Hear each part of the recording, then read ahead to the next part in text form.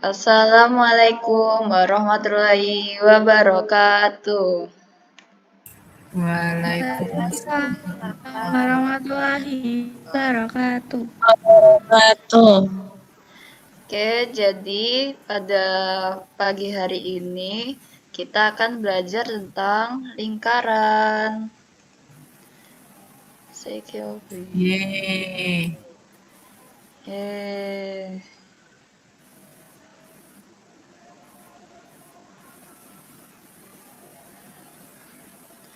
Nah, sebelum kita lanjut nih, kita harus tahu nih apa itu lingkaran, definisinya.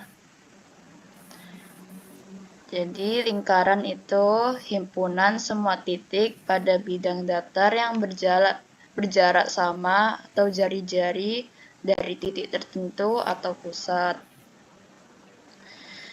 Lingkaran ini punya beberapa unsur-unsur. Yang pertama ada juring. Juring itu adalah salah satu unsur lingkaran yang areanya diapit oleh busur dan jari-jari lingkaran. Kedua, ada tembereng. Tembereng adalah bidang datar pada lingkaran yang dibatasi oleh satu tali busur dan busur. Next, jari-jari. Jari-jari adalah jarak antara titik pusat lingkaran dengan titik pada lingkaran. Diameter. Diameter adalah tali busur terpanjang yang melewati titik potong pada suatu lingkaran. Next, busur. Busur adalah garis lengkung yang berimpitan dengan lingkaran. Tali busur adalah garis lurus yang menghubung dua titik pada keliling lingkaran. Dan terakhir, apotema, yaitu adalah garis tegak lurus yang menghubungkan titik pusat lingkaran dengan tali busur. Next, teorema Thales. Teorema Thales itu pada lingkaran menyatakan bahwa jika Anda membuat sebuah segitiga di dalam setengah lingkaran, di mana salah satu sisi segitiganya adalah diameter lingkaran, maka sudut yang terbentuk di keliling lingkaran selalu berupa sudut siku-siku 90 derajat.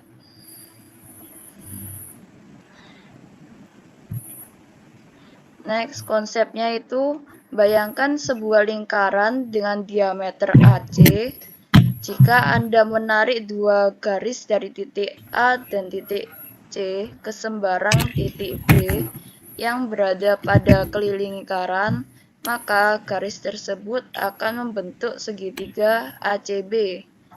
Berdasarkan teorema Thales, sudut yang terbentuk di titik B atau segitiga ABC pasti besarnya 90 derajat. Sifat teorema Thales ini, pertama, menghadap diameter. Semua sudut keliling yang menghadap diameter lingkaran besarnya selalu 90 derajat. Kedua, sudut keliling. Teorema ini merupakan kasus khusus dari aturan sudut keliling, di mana sudut pusat yang menghadap busur yang sama adalah 180 derajat garis lurus atau diameter. Sudut keliling besarnya adalah setengah dari sudut pusat. Ketiga, garis singgung. Sudut antara diameter dan garis singgung lingkaran di titik ujung diameter tersebut juga selalu membentuk sudut siku-siku.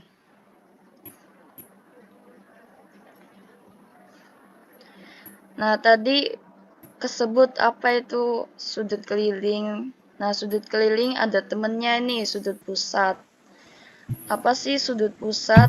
sudut yang titik sudutnya pada pusat lingkaran dan kaki sudutnya merupakan jari-jari lingkaran.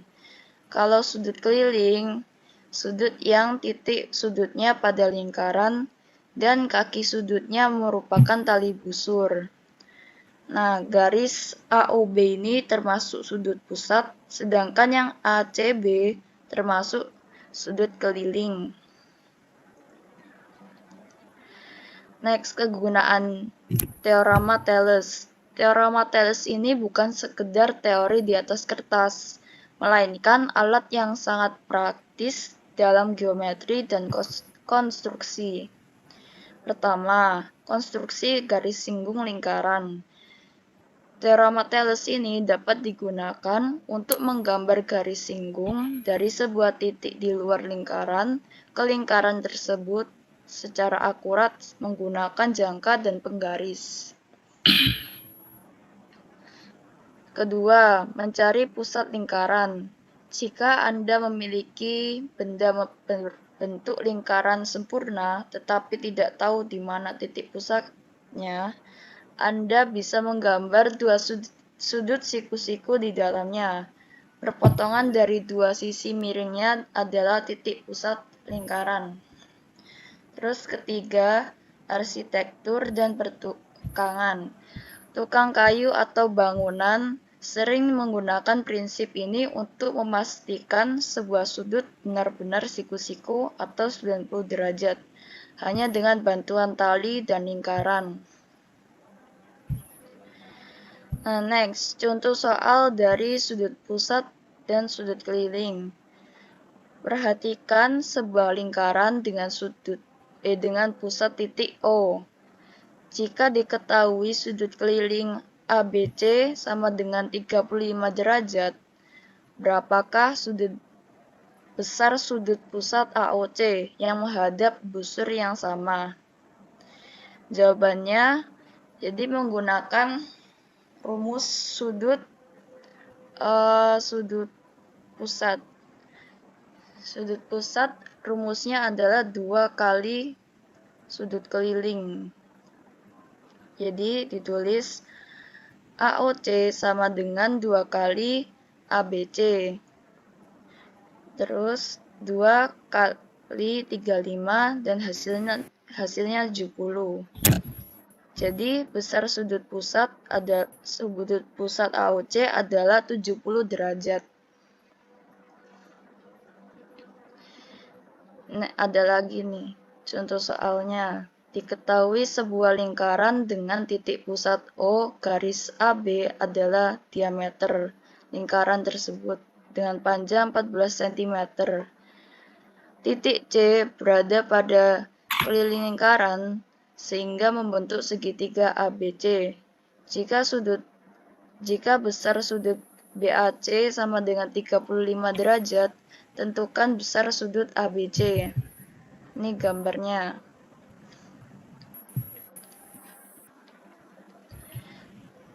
Jadi diketahui dari gambar ini kita bisa melihat kalau sudut C ini menghadap langsung ke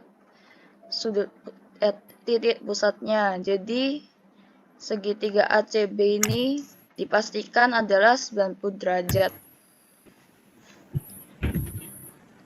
Nah,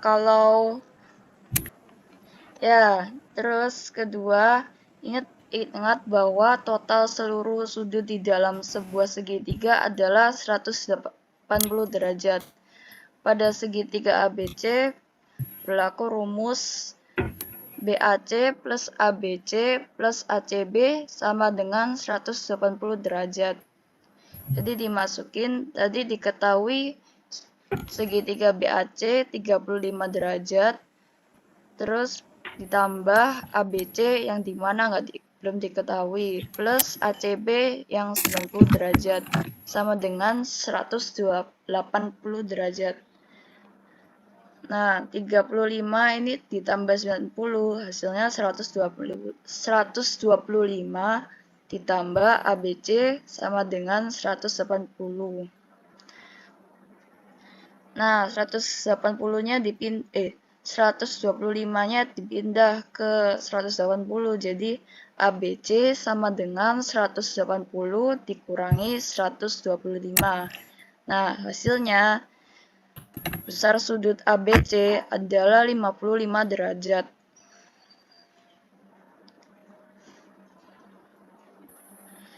Next, teorema Ptolemus atau Ptolemy. Nah, teorema Ptolemus ini menyatakan bahwa pada segi 4 tali busur atau segi 4 yang keempat titik sudutnya berada pada keliling lingkaran, jumlah hasil kali sisi-sisi yang berhadapan sama dengan hasil kali panjang diagonal-diagonalnya. Rumusnya itu, jika segi 4 tali busur tersebut adalah ABCD, di mana sisi yang berhadapan AB berhadapan dengan CD, AD berhadapan dengan BC, AC dan BD adalah diagonal, maka berlaku rumus AC kali BD sama dengan AB kali CD plus AD kali BC.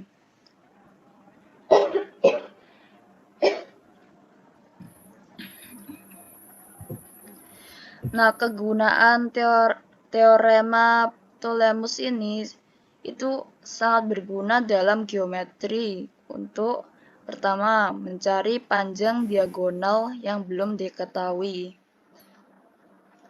Jika keempat sisi segi 4 diketahui, panjang diagonal dapat dicari dengan mudah. Kedua, pembuktian geometris. Teorema Ptolemus ini menjadi dasar untuk membuktikan identitas trigonometri, seperti rumus sinus dan kosinus, serta hukum pada bilangan kompleks. Ketiga, menentukan sifat titik dan garis. Teorema Ptolemus ini dapat membantu membuktikan apakah 4 titik membentuk segi 4 tali busur atau mengecek posisi titik pada lingkaran melalui ketaksamaan Ptolemus.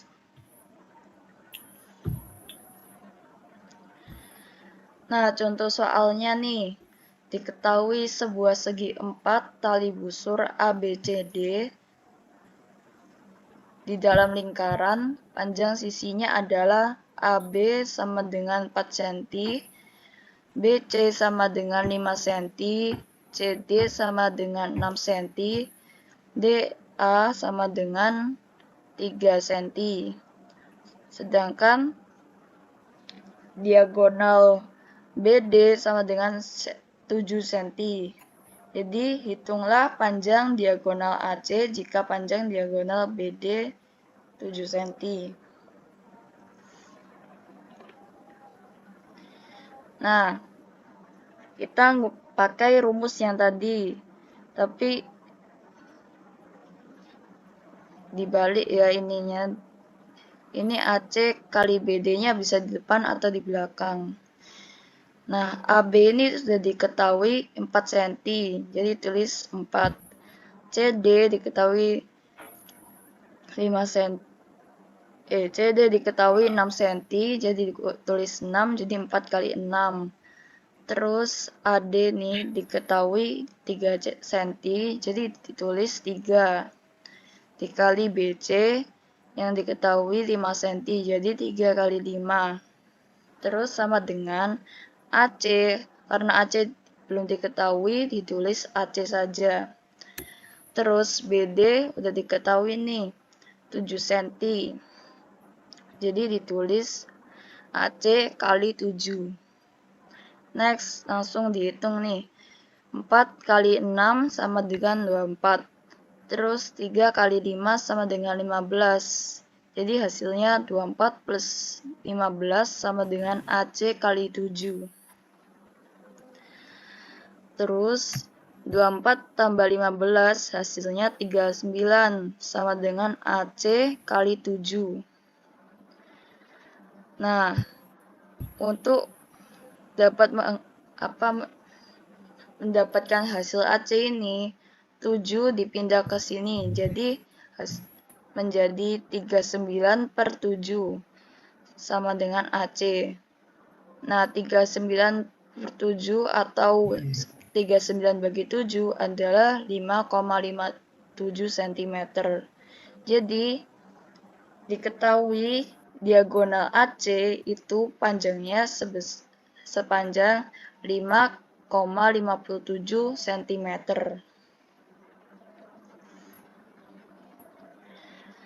Nah, kesimpulannya, lingkaran bukan sekedar bentuk bulat yang simetris, tapi di dalamnya tersimpan harmoni matematika yang konstan.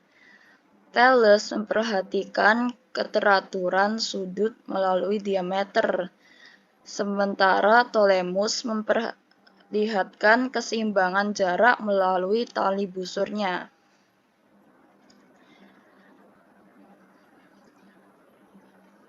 Nah,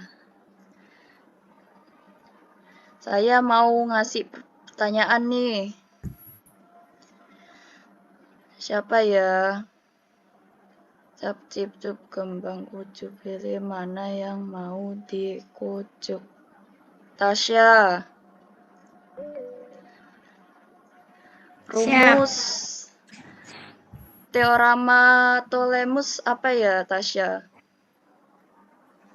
Rumus teorema sabar. Yang panjangnya itu kan ya? Iya, yang panjang. Sabar. AC dikali BD sama dengan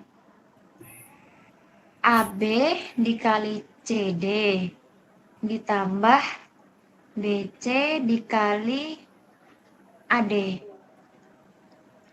Ya, benar-benar. Nah, kenapa AB dikali CD? Kenapa nggak AB dikali AD? Gimana? Kan di rumusnya itu ditulis AC kali BD sama dengan AB kali CD plus AD kali BC.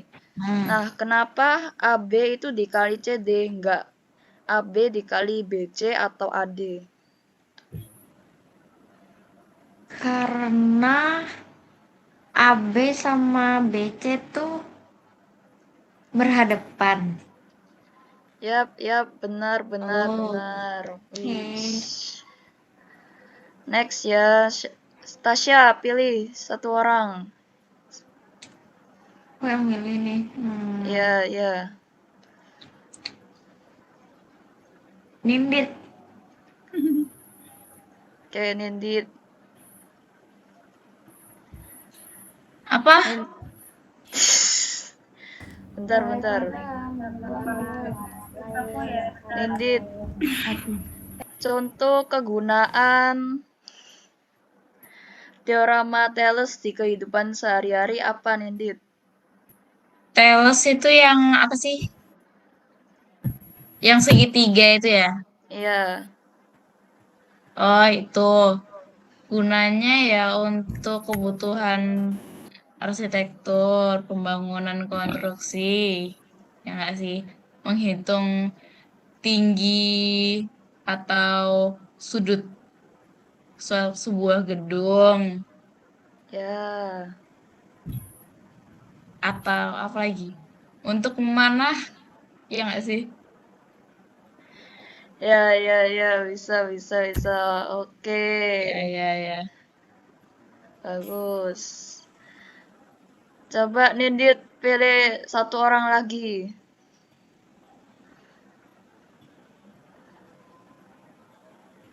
Siapa yang belum? Tasya tadi udah. Tisa belum, Boy, Tisa. Ya, Tisa deh, Tisa. ya udah Tisa nih. Bentar. Yeay. Rumus sudut pusat sama sudut keliling apa ya? Sudut pusat. Ya, rumus sudut pusat sama sudut keliling. Sudut pusat itu 2 kalinya sudut keliling, kok sudut keliling terus tengahnya sudut pusat. Oke, benar. Oke, segitu saja dari pembelajaran hari ini. Maaf kalau ada salah kata. Sekian, terima kasih. Wassalamualaikum warahmatullahi wabarakatuh.